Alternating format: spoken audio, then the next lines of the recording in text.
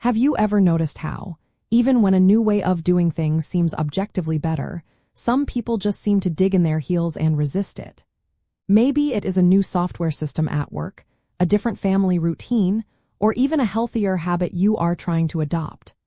That inherent pushback, that feeling of unease when faced with something new, is a deeply human experience. The psychological basis for resisting change is fundamentally rooted in our innate human need for stability, predictability, and a profound sense of control. Our brains are expertly wired to create and follow patterns and routines. Therefore, any significant departure from these established norms often feels not just unfamiliar, but genuinely threatening. This leads to what we often refer to as a psychological discomfort with disruption, where the unknown feels inherently riskier than the known, even if the known is imperfect. This discomfort is powered by several powerful cognitive biases and emotional responses. One primary factor is the status quo bias. This is our inherent preference for things to remain just the same.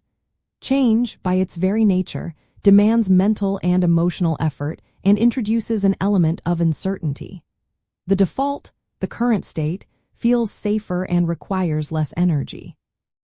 Closely related is loss aversion, a well-documented phenomenon where the pain of losing something, even if it is just a familiar routine, is felt more intensely than the pleasure of gaining something of equal or even greater value.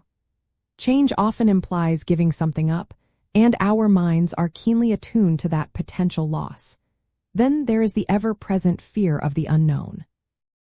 The future is inherently uncertain, and when change is on the horizon, it introduces new variables and potential risks, triggering anxiety and a fundamental need for psychological safety.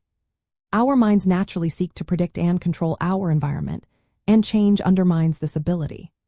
Furthermore, individuals can experience cognitive dissonance when a new idea, situation, or required behavior contradicts their existing beliefs, values, or behaviors. To resolve this uncomfortable mental state, one might resist the change rather than adapting their internal framework. Finally, the sunk cost fallacy can also play a role. People may resist a new direction because they have already invested significant time, effort, or resources into the current approach, making it difficult to abandon, even when a new path is clearly superior. Understanding these deeply ingrained psychological mechanisms empowers us to approach situations involving change with significantly greater empathy and strategic foresight. For instance, when proposing a new policy or introducing a different operational process, simply acknowledging the potential for perceived loss and clearly articulating the tangible benefits and support systems can substantially reduce initial resistance.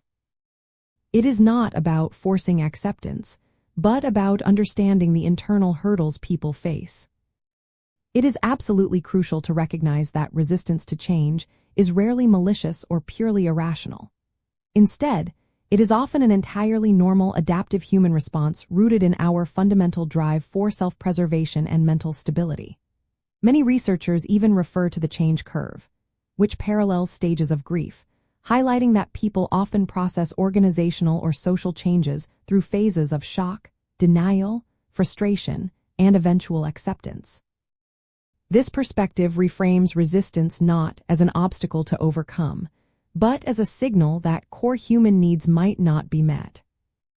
Ultimately, by appreciating these fundamental psychological drivers, we gain the ability to better anticipate, truly understand, and skillfully navigate the complex human element inherent in any change process.